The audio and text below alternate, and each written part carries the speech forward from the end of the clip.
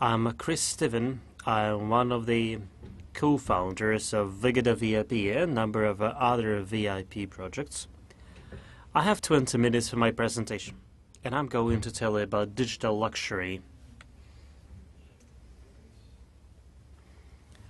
I've structured my presentation in two parts. First, I'm going to discuss the notion of luxury in the current digital world.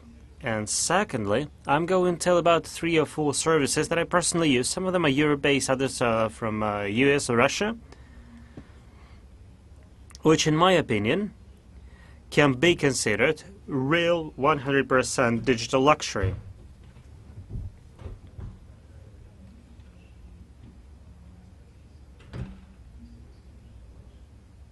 I'm certain that when you consider coming here, you must have started wondering whether you actually use any digital luxury services at all.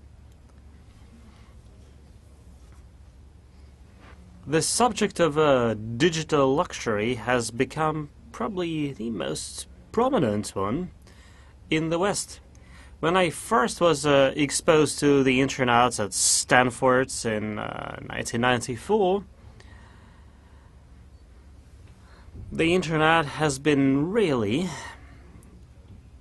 the platform, if you like, for the mass market, while luxury sort of ignored this platform, not because it was snobbish, but simply because it was just their own kind of audience.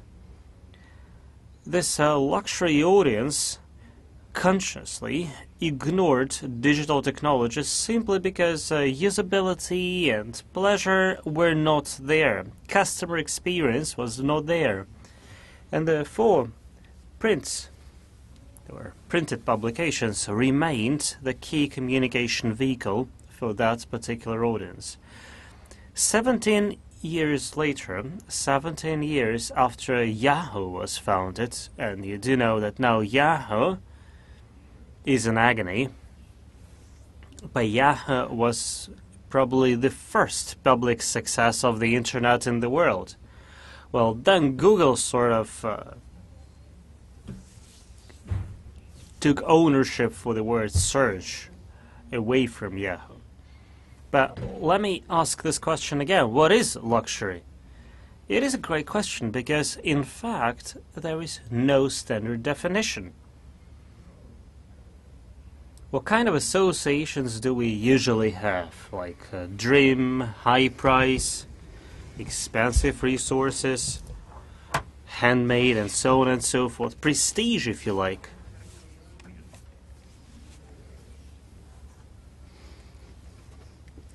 We're just giving characteristics, but we don't explain what it stands for. Do you know what Master Lu once said about 14 hairpins? If you don't, I will tell you briefly because it's a very short one. So this is an answer to the question what luxury is in ancient China.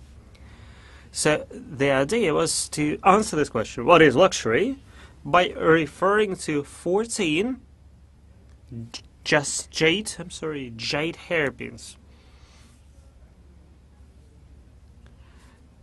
Can you imagine how long it took a woman in ancient China to arrange her hair? You do realize this question, for me personally, has no practical relevance, given my haircut, but I was surprised to hear that it actually took about 1 hour.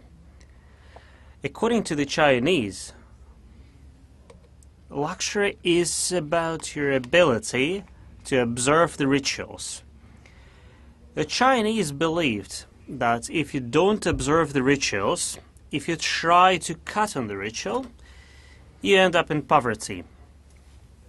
So this luxury of observing a ritual is, in fact, this understanding of what kind of ritual you need. And essentially, eventually, you are able to develop your own rituals. For that, you need lots of time, which is a luxury, and you need to know what you really like and want. You need to be certain about your values. Ancient Greeks would, instead of luxury, talk about cosme, which stood for decency, proper structure, or harmony. So, philosophically speaking, luxury is an ability to properly structure your own attention, direct it at oneself, and to be in harmony with oneself.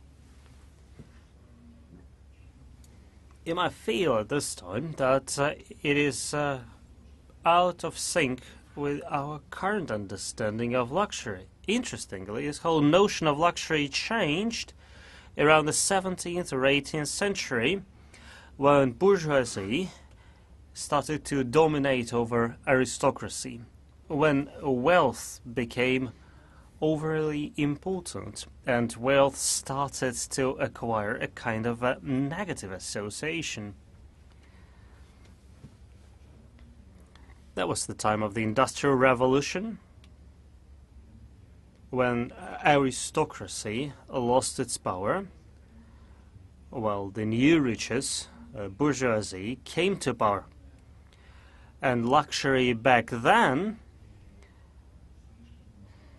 became associated with inadequate expenses to maintain a certain lifestyle, or extravagance, if you like. Well, this change must have been brought by the fact that luxury, in fact, became available. You could, at that time, actually purchase luxury. In the Middle Ages, luxury was only available to the monarchs. Everybody else lived in a different world, which was a world of standardized rituals. Well, today, you can buy whatever you like, pretty much anything you like, and you can feel that you sort of identified yourself, you have associated yourself with the luxury market.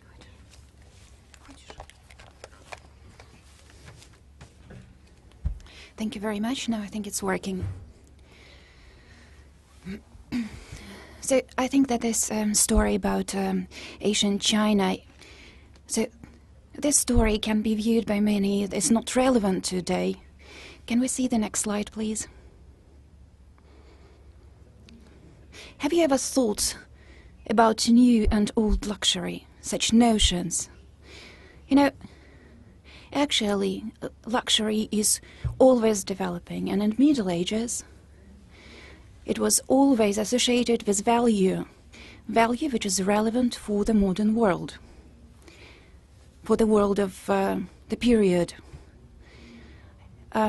There was the James Bond movie Goldfinger, when James Bond went to collect the car. And so there is this Aston Martin DB5, and he's asking, where is Bentley? And the answer is, you don't need Bentley anymore, now you have Aston Martin. So the question is, what is it all about? But actually, before that time, Bentley used to be car number one among luxury brands in Europe. But it ceased to be the one. And why? Because actually the inside of the car looked like a English study. And it ceased to be relevant at the time. And James Bond was an ambassador for luxury market. He was a trendsetter. And he couldn't use a thing which is what relevant. So this is why he got Aston Martin, which was not very popular, but it was perfect technically wise, and he was very different from Bentley. In Middle Ages, the valuable thing was something that you can carry over a long distance, because that was a huge problem then, because it took so much time, about 7 months, to take something from Asia to Europe. And when America was discovered, the distances increased.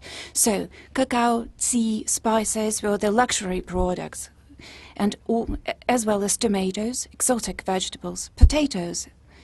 Amazing, isn't it?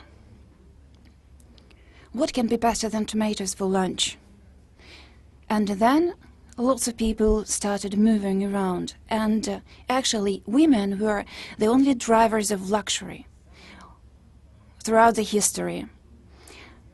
The most luxurious piece of furniture was always a mirror. And women wanted to know what they looked like. And when new riches came to power, their dress habits changed as well. And so these new bourgeois, they wanted to show that they belong to this luxury field. And so the clothes has changed, and it was the sign that I have money, I have power. So after all these interior decoration pieces, after all this furniture arrived, and the speed of traveling increased, we got trains and faster vehicles, so all these luxury products became available. And there appeared new luxury products like cars, air balloons, and so on. So, what are the new luxury products of today? I think new luxury products today are the opportunity to switch off your mobile phone for a week. I'm not joking. I'm very serious. I think it's a huge luxury for myself, for example. And when I say I switched off my mobile phone, I haven't used the internet for a week, I got a reaction. That was a luxury. First I was surprised, but then I gave it a thought, and I understood that our dependency on mobile technology today is so big that I see the bright trend today among what is called economic tycoons. There are two people.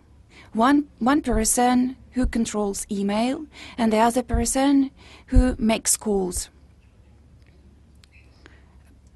The person does not use daily technology on a daily basis. He has special people who do that for him. And that's very nice. I think it's because technology really attracts your attention. Can we see the next slide, please? Next, please. Now I would like to talk about the enemy of digital luxury today, as I see it. Well, actually, this is the pyramid of information consumption during the day. So, on the first floor, we have entertainment, which takes 3 hours, then news. Then we have social networking and microblogging and games. 9 hours of information consumption. Here we have no sleep and no time for work. So add up sleep, add up work, and even visits to the loo or visits to a restaurant, probably some time with your relatives. Now, time that we spend consuming information, time that we spend being involved in certain informational flows is enormous. Almost all our attention is paid to such technologies. Can we see the next slide, please? And I think that the greatest enemy of digital luxury today is what Winkler called as pro-consumer. And actually, this is it's a prosumer in English, like producer and consumer together. Why so? Because when we start using technologies, especially digital technologies, it becomes very easy to work with content, to send it, to receive it. And actually, when we book a hotel online, when we go to Booking.com, or when we buy tickets for airplanes online, actually, we work as our own travel agents. This is convenient because we do it ourselves. But actually, these 5 minutes that we spend to do that, all these 5 minutes, we invest, in these 5 minutes, we invest so much of our attention.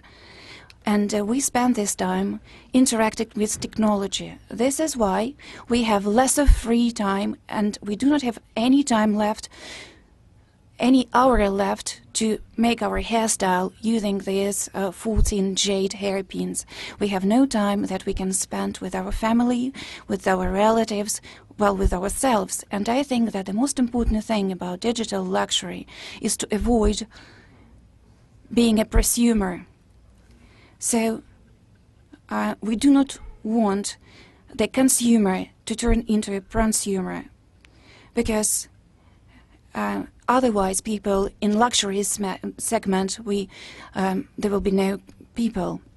We get followers, not consumers. And actually the question arises for whom these technologies exist. Actually, both markets are very appealing. We can do something great on both markets, but still, can we see the next slide, please? Well, very interesting name, artsy. Next slide, please. Now, several words about 4.3 services, just to give you some food for thinking about practical examples. This service is very interesting because it combines about 3,000 artworks from 200 most famous galleries all over the world. But you cannot see the works unless you're inside. And you can't get inside because you're not registered. You can be only invited there.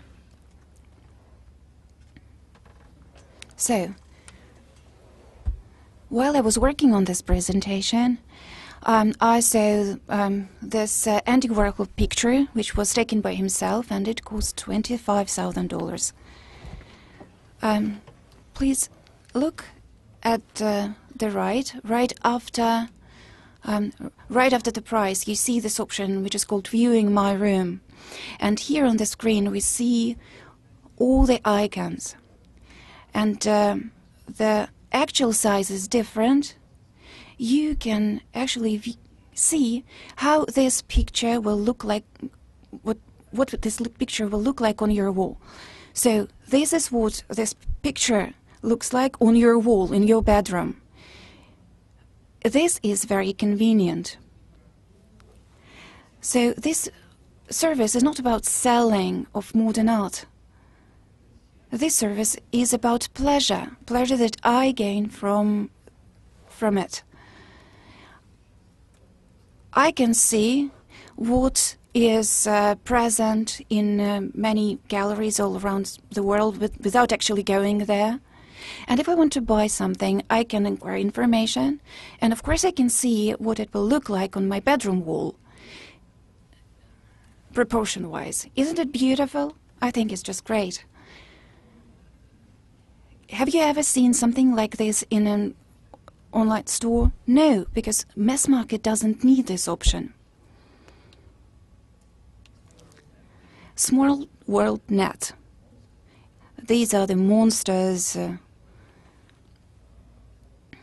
About 300,000 people from all over the world, from 2004, thank you.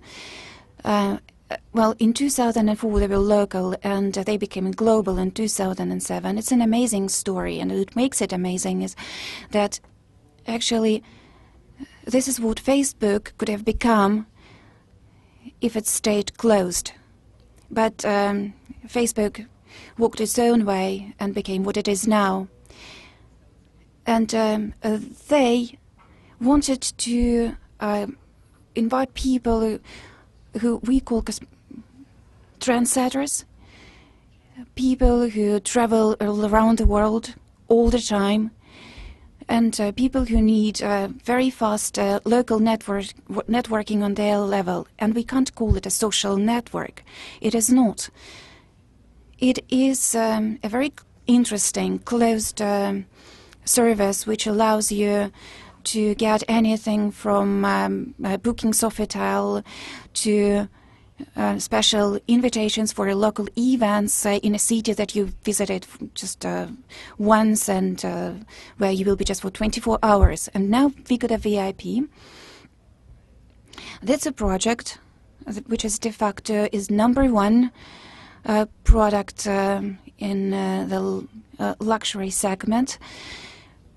Why? Because there are slightly over 28,000 people there, which are being very carefully selected among Vita Platinum card holders or other participants. And this is a unique concept which brings together e-commerce, media, and concierge service.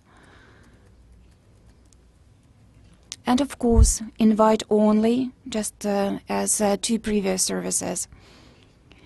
If you're lucky enough to get an invitation or being approved when you submitted an application to become a member, so after choosing a certain privilege that you really like, and after buying it, you get a personal concierge for the time of using this privilege. You don't have to buy it for a year. You get it automatically. And it will work with you for the period of time you're using this privilege.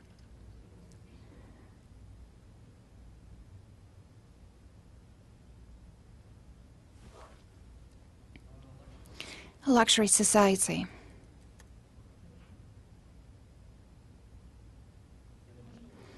I think many of you might be interested in the fact that this is the largest professional network in luxury market all over the world. More than 27,000 people, from chairman of Louis Vuitton to many Moscow participants, Moscow members, and it managed to bring together people from all over the world who are always exchanging their experiences, who share very valuable information about what's going on in the world at the moment. Luxury society managed to do what the market needed for many years. They transferred a professional attitude to the digital world. LinkedIn is great, but this is mass market. And it's great in its own way. This instrument is also great because there are no people who are not involved in the market, who are not the member of the market. And so the level of trust and confidentiality, efficiency, speed is brought to the maximum. You can do it very fast. I mean, you can very quickly find the person you need. You can ask a question and get a very fast answer from the company which is 10,000 miles away from you. So this resource is published in interview about VigodaVIP a week ago, and you can get more information about achievements on the Russian market. Well, all of them have in common certain things, and the first thing is the audience. We can talk long hours about it, about the audience, but the greatest problems with such projects for technology for luxury market is the greatest challenge in to understand who are these people. These are the people who have a certain lifestyle, and their lifestyle has been the same for many, many years. It become a family tradition.